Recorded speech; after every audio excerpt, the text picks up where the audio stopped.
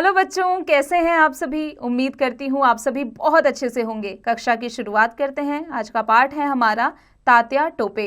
बच्चों, एक संवाद है। अध्ययन से पूर्व इनकी बेड़ियों को किसने और कब काटा होगा? भारत माता की यह दशा कब और कैसे हुई थी?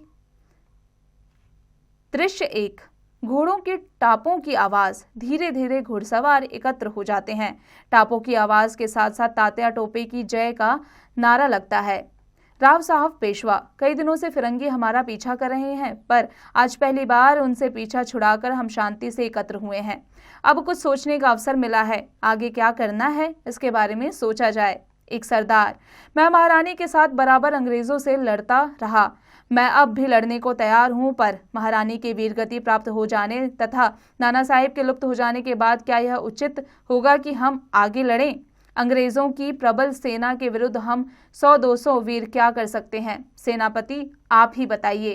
तात्या टोपे, राजनीति तो अब यही कहती है जो तुम कहते हो, पर प्यारे भाई, राजनीति से भी बढ़कर एक और नीति होती है। मैं तो उसी का अनुयायी हूँ। जोर से। सरदार, क्या तुम समझते हो कि राजनीतिक दाव पेच के लिए मैं झांसी से निकल आया हूँ? नहीं, बिल्कुल नहीं। मुझे तो अब आशा है कि यदि भारत की जनता मेरा साथ दे तो मैं उन गोरों को सागर पार करा सकता हूँ। यदि ऐसी आशा ना होती तो मुझे यहाँ नहीं आना चाहिए था। झांसी के युद्ध में शहीद हो जाना चाहिए था।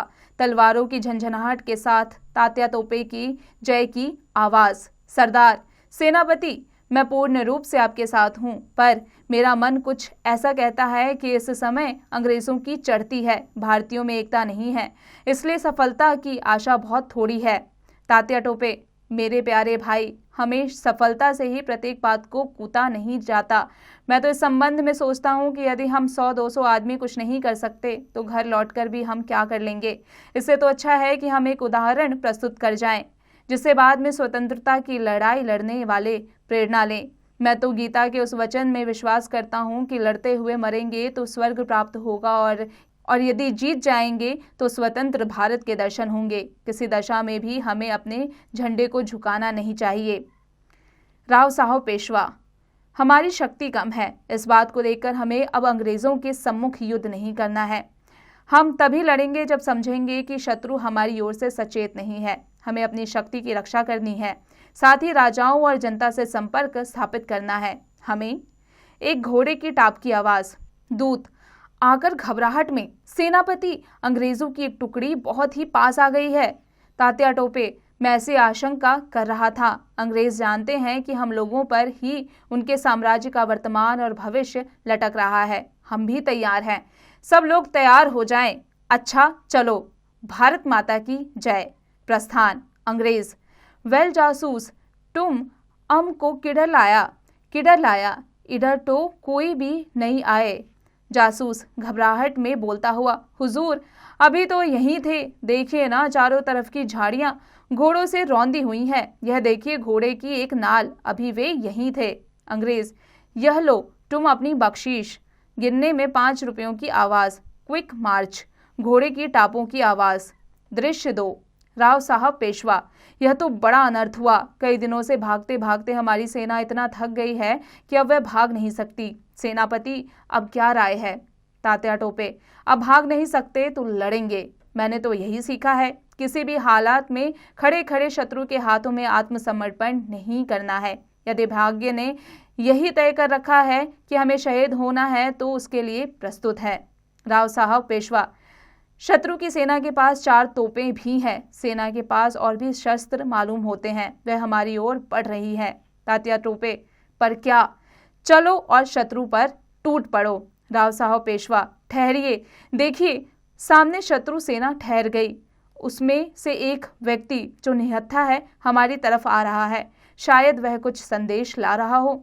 सरदार, शायद वह संदेश ला रहा हो कि हम बिना लड़ाई के आत्मसमर्पण कर दें। तात्या टोपे, ऐसा कभी नहीं हो सकता। मैं तो कहता हूं कि आगे बढ़कर लड़ाई आरंभ कर दी जाए। राव साहब पेशवा, नहीं सेनापति जी, ठहरिए। दूत अवध्य होता है। चिल्लाकर, सुनो जी दूत, तुम किस लिए आ रहे हो? यदि इसलिए आ रहे हो कि हमें लड़ाई से रोकना चाहते हो तो वहीं से वापस लौट जाओ। हम भी तुम्हारे पीछे पीछे आ रहे हैं। दूत पास आता हुआ, हम आपको लड़ाई से रोकने तो आए हैं, पर जैसा आप समझते हैं वैसे नहीं। पास आकर, तात्या टोपे की जय। मैं आपको प्रणाम करता हूँ वीरवर।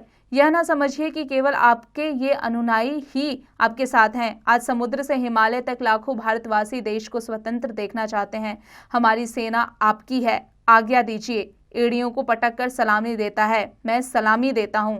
तात्या टोपे, आओ आओ, तुम मेरे भाई हो। तुम्हारे जैसे वीरों के भरोसे पर ही मैंने इतने बड़े शासन से युद्ध ठाना है, नहीं तो हम 200-400 आदमी क्या कर सकते हैं।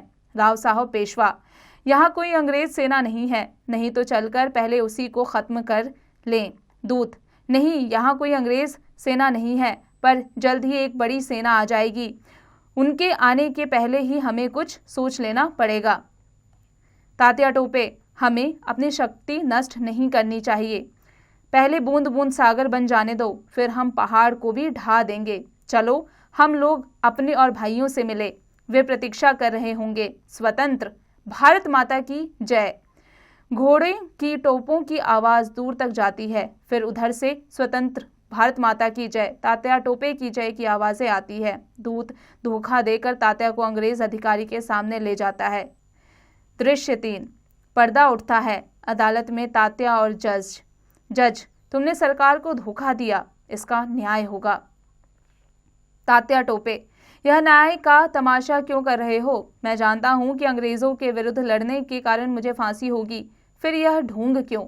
मैं ना तो कोई न्याय चाहता हूं और ना इस मुकदमे में कोई भाग लेना चाहता हूं। जज, नहीं, तुम्हारे साथ न्याय होगा। तुमको जो कुछ कहना है कहो। तात्या टोपे, अरे अंग्रेज, न्याय के नाम को बदनाम मत करो। मैं हार गया, मुझे सीधे से फांसी दे दो। न्याय तो तब होगा जब हमारे देशवासी जागेंगे। मैं तो मर जाऊंगा, पर देर या सवेर न्याय होकर रहेगा। मैं तुमसे न्याय नहीं चाहता। जज, महारानी का राज्य तो अमर रहेगा, क्योंकि यह कानून और इंतजाम पर खड़ा है। तात्या टोपे, निराधार कोई भी साम्राज्य हमेशा नहीं रहा। मैं स्पष्ट देख रहा हूं कि कभी न कभी तुमको यहाँ से बोरिया बिस्तर बांधकर भागना ही पड़ेगा। जज, तुम्हें फांसी की सजा इसलिए सुनाई जाती है क्योंकि तुमने महारानी के राज्य के खिलाफ बगावत किया। तात्या टोपे, यह और बात है कि इस समय तुम प्रबल हो और मुझे फांसी दे रहे हो, पर दोष हमारा नहीं है।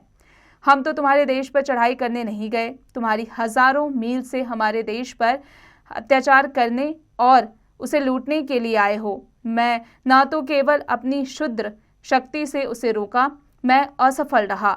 इस कारण तुम मुझे फांसी दे रहे हो, पर याद रखना, एक दिन तुम यहाँ से निकाले जाओगे और भारत स्वतंत्र होगा।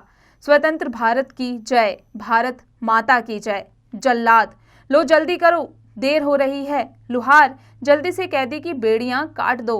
तात्या टोपे, बेड़ियां काटने की क्या आवश्यकता है? मेरे मन को तो तुम और तुम्हारे स्वामी कभी बेड़ी नहीं पहना सके। रहा शरीर, वह तो तुम लोगों का कैदी ही है। जल्लाद, मैं यह सब कुछ नहीं जानता। फांसी के पहले बेड़ी काटने का रिवाज है। लुहार, जल्दी करो। बेड़ियां काटने की आवाज, अंत में बेड़ियां काटकर अलग कर दी जाती है। तात्या टोपे, कभी इस प्रकार हमारी भारत माता की बेड़ियां कटेंगी। स्वतंत्र भारत की जय, भारत माता की जय। जल्लाद, लाओ मैं तुम्हारे गले में फंदा डाल दूं। तात्या टोपे, मैं खुद गले में फंदा डाल लेता हूं। लो, यह फंदा डालता हूं। स्वतंत्र भारत की जय, जय। तख्ता गिरने की आवाज, राष्ट्रीय संगीत। बच्चों, अब आ जाते हैं उच्चारण करें पर। अनुयायी, साम्राज्य, आत्मसमर्पण, विरुद्ध, बगावत, मुकदमे, शूद्र। बच्चों, अब आ जाते हैं इसके अभ्यास कार्य पर। बच्चों, अब आप इसका अभ्यास कार्य स्वयं कीजिएगा।